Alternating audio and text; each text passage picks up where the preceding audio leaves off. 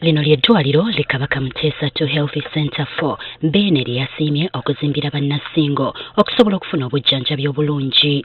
Naalinnya Sarah Kagere ng'awerekeddwako Katikkiro Charles Peter Mayiga yagguddewo eddwaliro lino.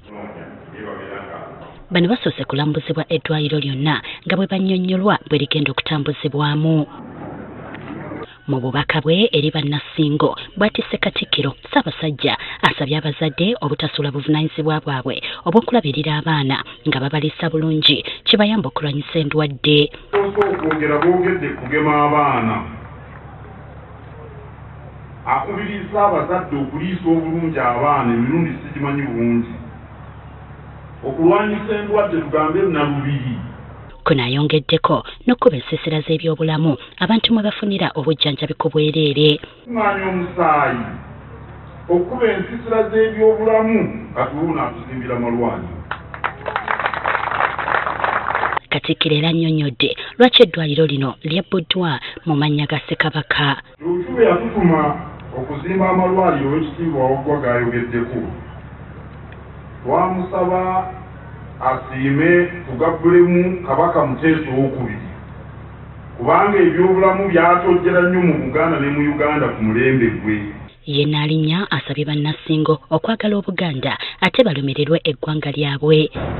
Tulina okulumirira eggwanga lyaffe nga buli kiwa ku Buganda kitukwatako. Era akubiriza abantu okwettanira okwekebeza endwadde.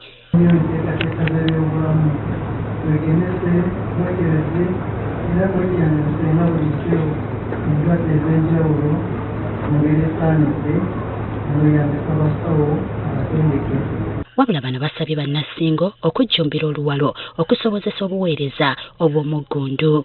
Singa ogwaffe tugusigadde gumu kukwata luwalo waffe banaatuwulira ab'amasaza amalala.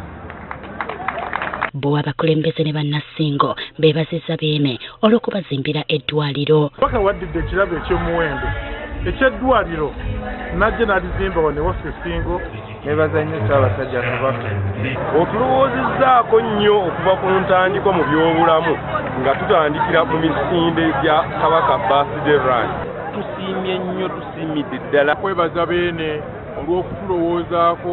Oluvannyuma lw'eddwaliro lino okuggulwawo era lyakukwasibwa eddwaliro ekkulu e Mengo okulitwala mu maaso.